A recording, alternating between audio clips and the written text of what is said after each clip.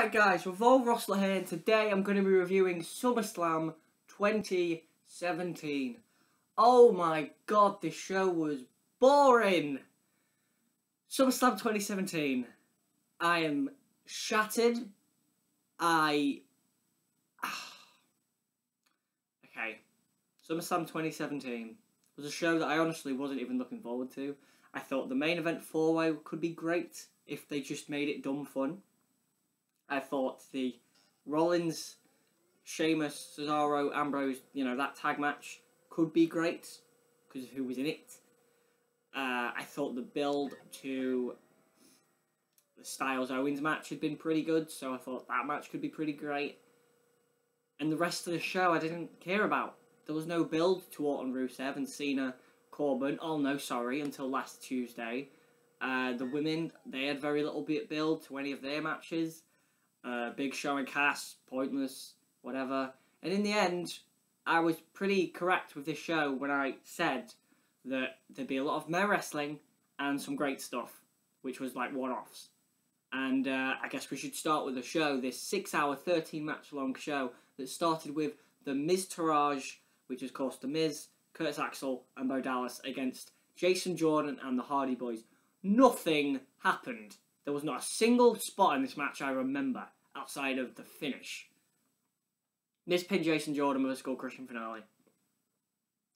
Now, I don't agree with Jason Jordan getting pushed because he's got the charisma of a paper towel, but did he need to be pinned by The Miz in order to lead to him getting a title match? And another thing which really pissed me off was the fact that when they were doing this matchup and this match finished, this building was empty. There was nobody in this building. You've seen pictures of it. This building on the hardcam side was empty. And that sucks, because those men don't want to wrestle in front of an empty arena. That sucks. And that's not the WWE's fault. That's the building's fault. Apparently the doors didn't open till late, basically. So, don't do this. Open your doors earlier. Simple as. It's really pissed me off. The match gets 2 stars. Nothing happened. Nothing happened. Then we had Akira Tozawa and Neville. This was pretty good. Well, it wasn't. It was decent. Again, the crowd, there was no one there. There was no one there. So there was no reaction. Tozawa did some kicks and stuff. But in the end, he went for the senton off the top. And Neville got the knees up and hit a red arrow to the back. Which was a good finish, mind you. But that was it. Neville won the Cruiserweight title again. I don't mind it, because Neville is the best thing in the Cruiserweight division by 1,000 miles. But who else is there for him to face? He's beaten Gallagher, he's beaten Swan, he's beaten Tozawa, he's beaten Aries, who was obviously gone. He's beaten everyone. TJP is a heel, so Daivari, that's about it. I don't mind Neville winning. It was a good psychology in the finish. 2 3/4 stars. This was decent. This was fine, but not as good as their Raw match. And the problem with most of the show was that I could see most of it on Raw. Final pre-show matchup was honestly the best match on the show until about the 4th hour actually, when you think about it. The New Day against the Usos for the tag titles. This time, it was the New Day represented by Big E and Xavier Woods, which is a combination we don't see a lot. So that was cool. And this was awesome. Really good tag stuff. Not as good as their Battleground match. Why was this on the pre-show? Why was this on the pre-show ahead of the Smackdown Women's title, the Big Show Cass match? Just, it really, really pissed me off. The Usos got heat on Xavier Woods. Big E made a hot tag. There were some fantastic tag team spots. Big E and Woods at one point did a Uranagi into a backstabber, which was awesome.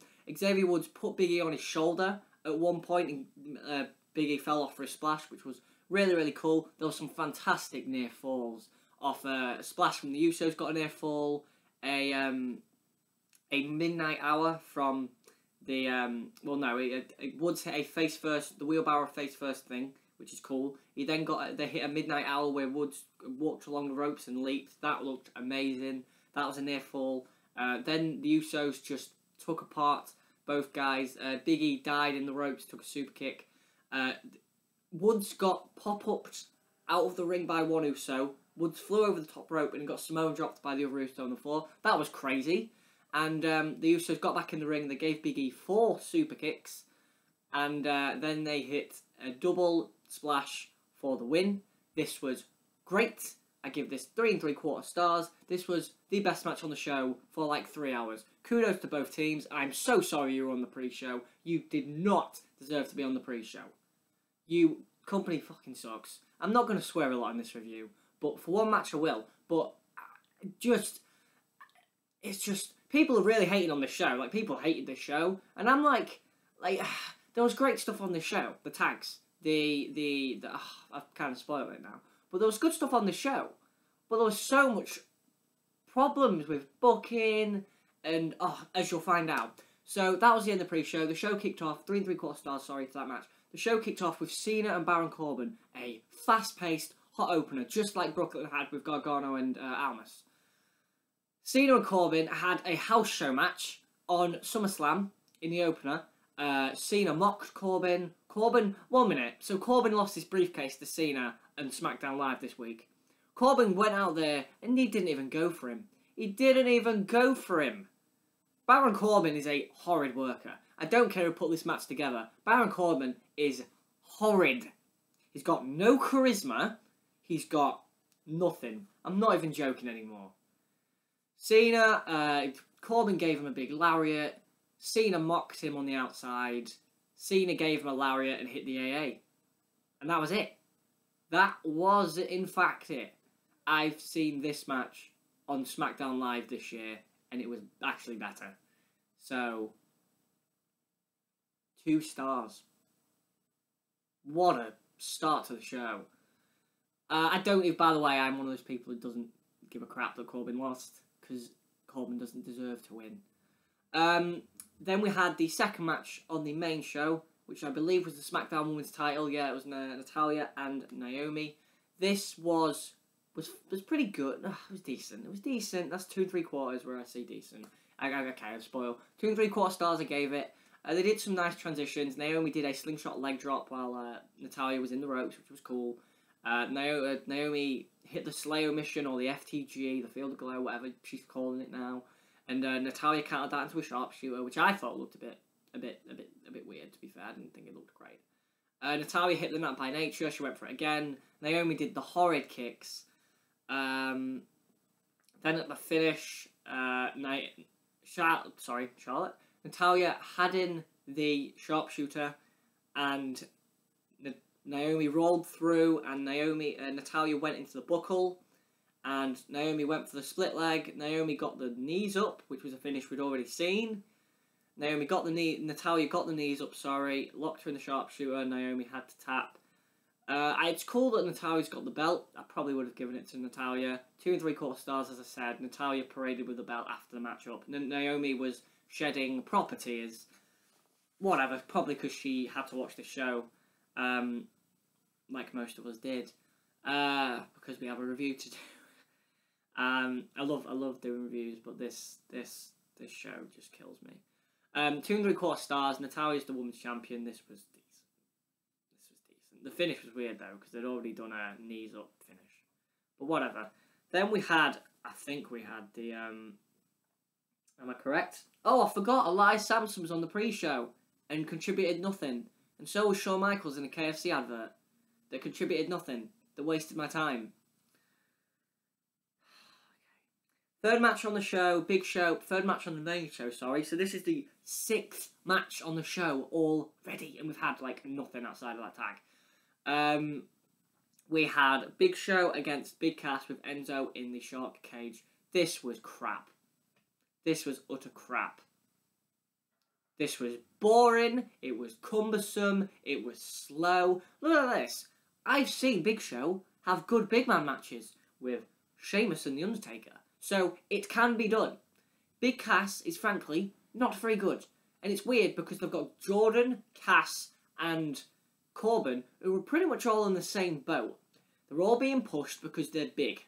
Or in Jordan's case, he's got a good body.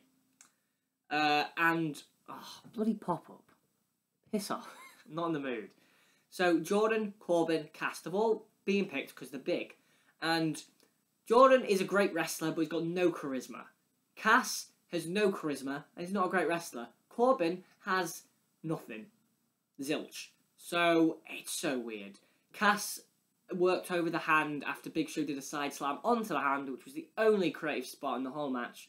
Big Show eventually did a right hand with the right hand, injuring the hand, but that didn't get a 2 count. He also hit a choke slam. We're doing finisher kickouts in this match. And then Enzo used oil and he got out of the cage. Cass was working over Big Show in the corner, right? So Enzo pulled oil out of his trousers, oiled himself up, got out of the cage. Cass booted him, booted Big Show, and he won. Like what? That finish? What? That was it. He was working over Show, and then he just hit him with 2 boots. There wasn't like a counter that led to the 2 boots. He just hit him with 2 boots. So, crap. Half a star. Crap. Then we had... Oh, more crap. Okay. We had Randy Orton versus Rusev, which on paper sounds pretty good. It does, doesn't it? Randy Orton and Rusev, it sounds pretty good. Unfortunately, it went 10 seconds. Rusev came out before the bell. He gave Orton a military press, a fall-away slam into the barricade. The bell rang. Rusev ran at Orton. Orton moved. Rusev went into the buckle. Orton hit an RKO and won. And there's loads of people that are like really, really pissed off. Like, oh, Rusev should have beat him. Orton putting over the young guy, Rusev. Look at this. I laughed. I laughed because I wanted Orton to win because he needed his win back. Orton's lost 3 times to Jinder Mahal on pay-per-view. He needed his win back. Rusev did not. He lost to John Cena in a flag match. So, Orton winning's fine. But I probably wouldn't have had him win in 10 seconds. I mean, he needed it after losing to Mahal 3 times, but 10 seconds, probably not. Can't rate it because it didn't last. But, no. Not good. Not good at all. Because they could have had a good match. Could have been like a 3 1/4 star match, not going to lie. Then we had the Raw Women's Championship. Sasha and Alexa. Again, this was alright. Like, but that was it. They did some moves. Sasha countered a sunset flip out of the corner and sent Alexa into the corner. Alexa hit the Twisted Bliss for a near fall. She hit insult to injury off the top rope. Why is it in every match they need to do finish kick? Outside of the one match where they probably should have done finish kick out, which I'll get to in a minute. So Alexa works over the hand, which we'd just seen, or the shoulder, which we'd just seen. That area of the body worked over. Right. And at one point, Sasha, I believe she put on the bank statement. Alexa crawled towards the ropes. Sasha rolled through, kept the bank statement on. But the commentators were talking about how she didn't have it fully locked in because of the bad hand or the bad shoulder. And then Alexa just taps. What? What? I don't get wrestling anymore. What happened to psychology and storytelling in wrestling? What happened? What happened? I watched a lot of New Japan recently, and I'm going to give New Japan credit, because it's 1,000 times better than WWE. Yes, people die. Not literally. Shibata did survive. But they at least tell stories and have good psychology. So, the finish came out of nowhere. Everybody, like, nobody was ready for that to be the finish. It just happened. It just happened. And that's it. Sasha is a 4-time women's champion. So she's already catching up to Trish. In 2 years, she's held the women's title 4 times. Alexa is a 3-time women's champion in this year. So, great. Love this company. This match gets 2 3/4 stars, but just a nothing match. Again, nothing. Nothing I couldn't see on TV. Not even as good as the Great Balls of Fire match, which everybody liked, and I thought it was good. Gave it 3 stars, I think, but not as good as that. Anyway, moving on. Let's get some good stuff. Bray Wyatt and Finn Balor. The show actually picked up a little bit, not gonna lie. Finn's entrance was cool. I loved how he used the whole world in his hands theme that Bray used to have as for mind games. I thought that was cool. If there's one match that needed mind games, it was this one, so kudos. But this match, it was good, and I gave it 3 stars. Best match on the main show up to this point, which is horrid for a SummerSlam. But, yeah. Stuff happened. I'm going to say that Bray hit a senton, he hit Uranagi, as he does in every match. Bray Wyatt's actually not that great a worker. Like, I've seen so many Bray Wyatt matches now. Everybody always goes back to that one great match he had with Bryan at the Rumble 3 years ago. And I say, there's one factor in that match that's not in every other Bray Wyatt match. Daniel fucking Bryan. Sorry, I said I wasn't going to swear. But, like, wrestling fans piss me off.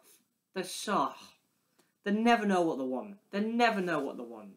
But yeah, Bray Wyatt's not that great a worker. Balor tried, but it wasn't his day either, to be fair.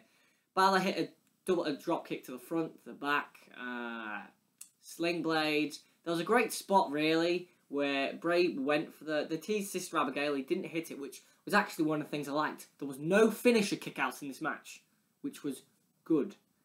Because not every match needs finisher kickouts. If you want to build a finisher, the main event needed finisher kickouts because it was 4 big men, but this match didn't. So Bray hit Uranagi in the center, as I've said already, which basically means there's nothing else to talk about. Balor did a double foot stomp, which was amazing. He does the best double foot stomp in the industry outside of maybe Loki. And then Bray took him out. He did the spider walk, and Balor just went to his feet, and it was awesome. It was really awesome. Hit a sling blade, did the shotgun drop kick, hit the coup de grace, 1, 2, 3. Balor wins. It was pretty much what it needed to be. It was good, 3 stars, but it was what it needed to be fair. The right guy obviously won. Balor should be wrestling like Lesnar and having great matches. Yeah, move on. I'm just going to move on. I'm just not happy about anything. And that match, I thought when I watched it, I was like, good. Good, well done. Mainly because everything else before it was so... Bleh. Then we had... Oh my god. Seth Rollins and Dean Ambrose against Cesaro. Yeah, that's brilliant. Sheamus and Cesaro. That's so easy. Sheamus and Cesaro. This match was great. This match was awesome. I love this. I loved everything about this. I loved the storytelling. I loved the psychology. I loved the one thing I would have changed was I would have had the Shield come out together. I'm not lying. They brought out Sheamus and Cesaro first, and I was like, you do that, and then you bring the Shield out with the music and maybe the vests, and you'll get a pop, like a huge pop. They didn't. They brought him out singly, and Rollins had his Iron Man costume on. It was very red. But, yeah, this was great. What's so great about Sheamus and Cesaro, they're such a great heel tag team. They're such believable when they work guys over because they're tough guys. They're badasses. And then you've got Rollins and Ambrose, who are hella babyfaces in peril in tag matches. So they can both work as a babyface in peril. They can both work for hot tags. That was great. They worked over Ambrose for a bit. He obviously got a hot tag. Rollins came in, House of Fire, Blockbuster, stuff like that. They worked over Rollins for a bit. Ambrose came in, rebound lariat, lunatic elbow to the outside, stuff like that. The best part of this match may have actually been when there was a beach ball in the crowd, and Shane and Cesaro, and this is honestly a proper reaction, ran into the crowd and ripped it up. And I was like, mate, well done. Someone needed to do that, because this match was great, and the crowd, I hate fans sometimes. If you go to a wrestling event, the idea is that you should be allowed to do what you want, but be respectful. Be respectful of the workers when they're trying to have a match. This match was great as well. It's not like this was a bad match. This match was awesome. This was the best match on the show by this point by about 1,000 yards. So, kudos. Then, the last couple of minutes were excellent. After all these great comebacks and hot tags, Cesaro gave Ambrose a bro kick on the outside, and that was when Rollins was on his own and he tried to make the tag, but no one was there for him to make the tag. And then towards the end, we had topes from Ambrose and Rollins, and then Sheamus and Cesaro went absolutely crazy and just destroyed poor Dean Ambrose in the ring. And Ambrose was just like, "Come on, boys!" They gave him a Doomsday Device off the top rope. They gave him a double Razor's Edge. Both got fantastic near falls, really awesome near falls. Ambrose and Rollins got a near fall off a superplex with a frog splash. That was great, really, really great. Awesome near fall there as well. That was believable. The finish came. Rollins springboarded. Cesaro was on the top rope. Sheamus was in the ring with the Irish Curse set up. Not the Irish Curse, the White Noise, sorry. He had it set up. Rollins jumped. Great finish. This finish was outstanding. Rollins jumped on the ropes, springboarded, gave Cesaro a Hurricane Rana into Sheamus. Awesome. Then he gave Sheamus the Rain Trigger, which is the Rainmaker knee strike. The wrist lock knee strike. There you go. And then Ambrose hit him with the Dirty Deeds. 1, 2, 3. Rollins and Ambrose are the Raw Tag Team Champions. Exactly what it should have been. Awesome wrestling. 4.25 stars. This was the best thing on this show by this point. By a mile. Thanks, guys. I put on Facebook, I said, wasn't looking forward to this show, but I was looking forward to this tag. And this tag delivered. This tag was better than anything at TakeOver outside of maybe the opener and the women's match. So, kudos, boys. Kudos for having a hell of a match. Then we had the next match on the show, which was the US title. And this was great too, and I was baffled. I was like, hey guys, remember wrestling? Cesaro, Styles and Owens were great. Shane got involved a little bit, but I thought the storytelling was good. I thought it was good storytelling. I thought the build for the feud had been good. And I think Shane's involvement, there was a couple of times he got bumped, he got knocked. Sorry, I keep saying Sheamus and Cesaro. It's because they're in my head because they had such a great tag match. Rollins, oh my god. Owens and Styles, that's it. They both got bumped into Shane at different points, and Shane got knocked out of the ring at one point, and he got knocked over at one point. Owens hit a pop-up powerbomb, Shane did a slow count, and Styles kicked out at 2. Owens complained at the ref. Styles locked in a calf killer on Owens at one point. Owens tapped, but Shane couldn't see it, so Styles then had beef with Shane, and this worked. This worked towards a good finish, because we're like, oh my god, which way is it going to go? And at one really, really good stuff. They teased the pop-up really, really early when Styles jumped over Owens, and hit an amazing Ushigoroshi, just the best Ushigoroshi I think I've ever seen. Ushigoroshi's a fireman carry neck breaker. Just great stuff. Like, Owens eventually, I believe... Oh, wait, damn. He hit another pop-up powerbomb near the ropes. Shane counted the 3, but then realised Styles' foot was on the ropes, didn't ring the bell, said the match should continue. It did continue. Then you had Styles, who hit a Styles Clash, I believe, out of a schoolboy, which was awesome. Really, really good spot there. That got a 2 count. And then in the end, Styles, I believe, caught Owens with a Pele, as Owens was complaining. Oh no, Owens was pushing Shane after the pop-up powerbomb kick out. Shane pushed Owens into Styles. Schoolboy 1-2 kick out. Pele, phenomenal forearm. Styles Clash 1, 2, 3. Great finish. 4 stars. Great match. Remember wrestling. Styles is still the US champ, and we're obviously going to Owens and Shane for Hell in a Cell. Don't put him in the cell. Oh, is Jinder Mahal going to be in Hell in a Cell? I've just spoiled the result for the next match. Right, okay, so the next match is the WWE title. You all know it. I did a 22-second reaction to this match just as it finished. It's on my channel. It's private. I will make it public for 24 hours. If you want to watch it, you can. But it's only going to be public for 24 hours. There's a lot of swearing in it. I'm not a great fan of swearing. I'll do it if I need to. But, like, there's a lot of swearing in it. So, I'll make it public for 24 hours. You may watch it and enjoy it. This match, Jinder Mahal, Shinsuke Nakamura, this match sucked.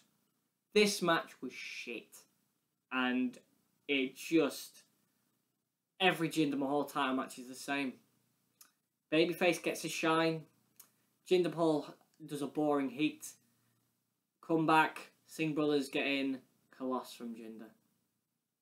Jinder Mahal retained the WWE title against Shinsuke Nakamura. I'm just going to say fuck off WWE.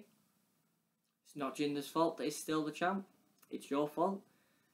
Shinsuke, it's not even so much that Jinder's still the champ that irks me. It's the fact that Shinsuke Nakamura lost. And Shinsuke Nakamura's been unbeaten. He beat John Cena on the way to fighting Jinder Mahal for the title and lost to Jinder. I'd rather Shinsuke Nakamura just not be in. Shinsuke Nakamura is a guy that's main evented the Dome with Tanahashi. He's main evented the Dome with Lesnar. And yet, he loses to Jinder Mahal at SummerSlam. This was rubbish. This was rubbish. 1 star. This sucked. Not even just because Jinder won, but this sucked. Then we had the main event of the show, the 4-way for the title, which was Braun the Strowman, Brock Lesnar, Roman Reigns, and the Samoan Joe. This was awesome, and I'm going to get the negatives out of the way first. Done. Like, I couldn't think of any negatives, really. Like, this match was awesome. I'll tell you my rating after I've talked about the match. So this match was so great because everyone in it really got a go. I think Joe got the least in, but everyone in it got a go. So at the beginning, Brock Lesnar had the ring, and he just killed everyone with Germans until Braun the Strowman came up and he couldn't German him. Braun the Strowman then proceeded to give Brock Lesnar the greatest arse-kicking ever. He put him through 1 announce table with a power slam, he put him through a 2nd announce table with a power slam, he then put the 3rd announce table on top of Brock Lesnar. Then Lesnar was carted away, and it was like, oh, no, hey, goodbye. And it was like, oh dear. So then we had a 3-way. Strowman killed both men with steps. Eventually, though, Joe and Reigns did fight back for a little bit until Brock Lesnar came back, which was awesome. Brock came back. He killed everyone. Joe came in and tried a Coquina clutch on Lesnar. By this point, Reigns had also speared Lesnar through the barricade. Lesnar got given a lot in this match, which is Lesnar. He needs to be given a lot. Chaos ensued. There was a Uranagi from Joe, I believe. There was a pop-up Superman punch from Reigns to Strowman, which was awesome. Then we had... Sorry, there's a lot to remember. Just a lot of chaos happened. Joe got taken out with an F5, which was broken up by Reigns. Reigns then speared Lesnar for a 2 count, which was cool, but nobody believed it was a finish. Then I believe Reigns got taken out by Strowman, I believe. But then they all took Strowman out, I believe. Yeah, Strowman was taken out, and then I believe Reigns took out Joe again. And then Reigns went to spear Lesnar again. Lesnar herked him up, F5, 1, 2, 3. So, chaos. This match is hard to describe. I'm not going to lie. It's 20 minutes. It's chaos. And it's great. It's 4.5 stars. It's excellent professional wrestling. It's exactly what I expected it to be. Congratulations to these 4 men. You nearly saved the you pretty much saved it. I mean, you nearly saved the show.